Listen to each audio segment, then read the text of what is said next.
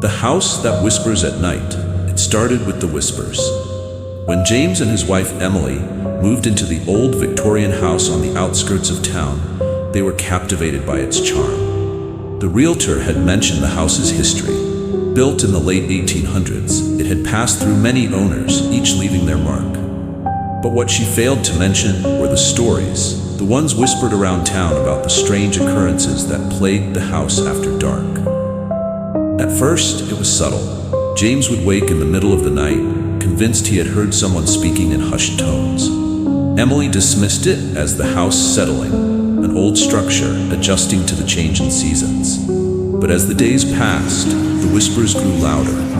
They didn't come from outside their window or even from the neighboring rooms. No, they seemed to echo from within the walls themselves.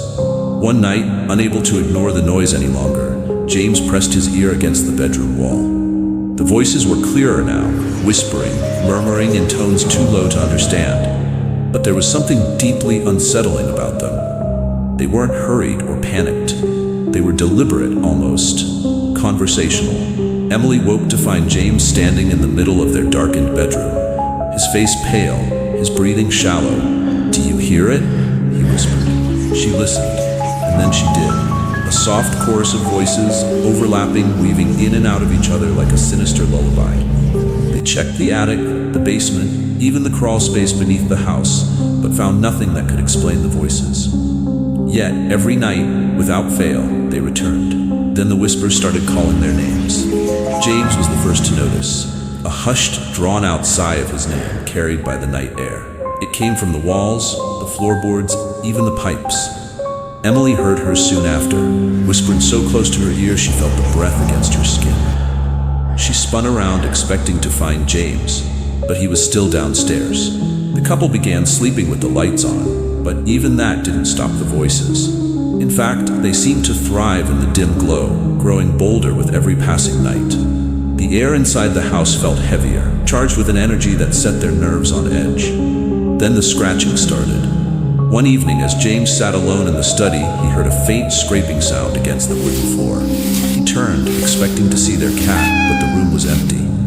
Then came another scratch, slow, deliberate. It came from the wall behind his desk. He stepped closer, heart pounding. The sound stopped. Then, just as he was about to turn away, a deafening bang erupted from within the wall, as if something inside had thrown itself against it with inhuman force. James stumbled back, knocking over his chair. The whispers surged, growing louder, more insistent. He bolted from the room, his breath ragged, his hands shaking. Emily found him in the living room, his face ashen. He didn't need to explain. She had heard it too. That night, neither of them slept. Every time they closed their eyes, the voices seemed to slither closer, filling their ears with unintelligible secrets. And then, just before dawn, James saw it. A shadow, not cast by the light, not a trick of his exhausted mind. A shape, darker than the surrounding darkness, standing in the corner of their bedroom. It didn't move. It barely breathed. It was watching them. Then it whispered his name. James lunged for the lamp, flooding the room with light. The shadow was gone, but the air was thick with something unseen, something that lingered long after the presence had vanished. The next morning, Emily refused to stay in the house another night. They packed their bags and checked into a hotel, promising each other they would return only in daylight to collect the rest of their belongings. But even miles away, the whispers followed. That night, as they lay in the safety of their hotel room, James awoke to a familiar sound. A hushed voice, weaving through the silence. It was coming from the walls, and this time it was laughing.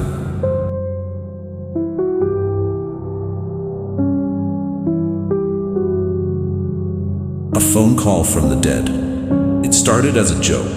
Ryan had always been a skeptic, the kind of guy who rolled his eyes at ghost stories and urban legends.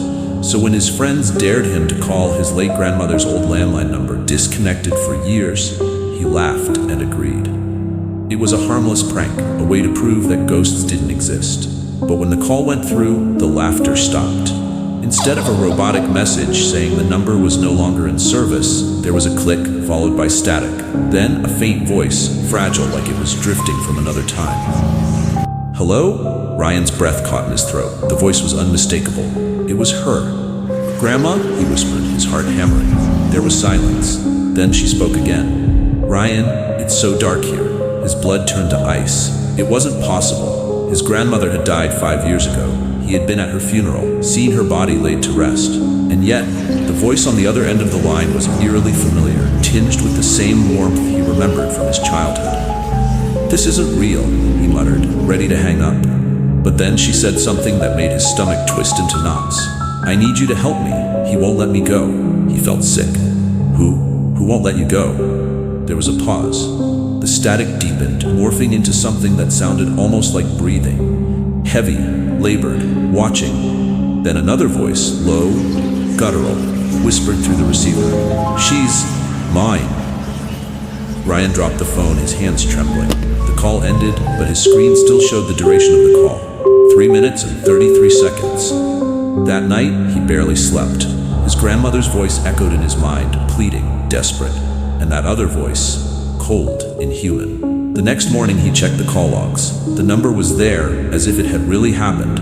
But when he redialed, an automated voice replied, "The number you have dialed is no longer in service." He tried again and again. Same response. Convinced it was just a prank or a stress-induced hallucination, Ryan tried to shake it off, but things got worse. His phone began to ring at odd hours, always from unknown caller. Whenever he answered, there was only static, or worse, the faint sound of breathing. One night, he let it go to voicemail. When he finally worked up the courage to listen, his stomach clenched in fear. It was his grandmother's voice. "Ryan, please, you have to listen. He knows you heard him. Now he's coming for you." Then, the line went dead. Ryan never slept again, because once you answer a call from the dead, something answers back.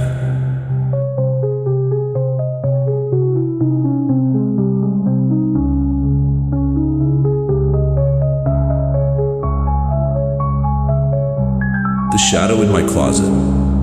I was 7 the first time I saw it.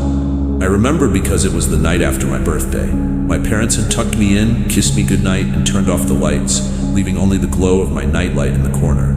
I was never afraid of the dark, but that night felt different. The air was heavy, the silence too deep, like the world outside my blanket had disappeared. Then I saw it, a shadow standing inside my open closet. At first, I thought my eyes were playing tricks on me. The shape was tall, too tall, stretching up to the ceiling. It had no features, no eyes, no mouth, just darkness. But I could feel it staring at me. I pulled the covers over my head and squeezed my eyes shut. My parents had always told me monsters weren't real, that they only existed in bad dreams. But I wasn't asleep. I was awake, and the shadow was still there. The next morning, the closet was empty. My mom laughed when I told her about it, brushing my hair back and saying it was probably just my imagination. I wanted to believe her. But it came back the next night, and the night after that. Always standing in the closet, always watching. For years, I never spoke about it again. I convinced myself it wasn't real. I grew up, left home for college, and tried to forget the things that lurked in childhood fears. Until last week, I was back home, visiting my parents for the first time in years. My childhood room was just as I left it, the same bed, the same dresser, the same closet. I laughed at myself for ever being afraid of it. That night, as I lay in bed, something woke me up. A feeling, like being watched. I turned my head slowly toward the closet. The door was open, and the shadow was there. Exactly where I had last seen it all those years ago. Unmoving, waiting. I couldn't breathe. My body froze, just like when I was a child. But this time, something was different. The shadow stepped forward. I didn't stay to see what happened next. I bolted from the bed, running down the hallway, my heart hammering against my ribs. My parents rushed out of their room, confused, asking me what was wrong. But when I turned back to my bedroom, the closet door was closed. The next morning, my mom made me coffee, her face pale. "I heard something last night," she admitted, stirring her cup. "In your room," it sounded like whispering. I didn't answer. I didn't want to tell her that, for the first time in my life, the shadow had moved. And I knew, deep in my bones, that it wasn't just watching anymore. It was waiting for me to come back.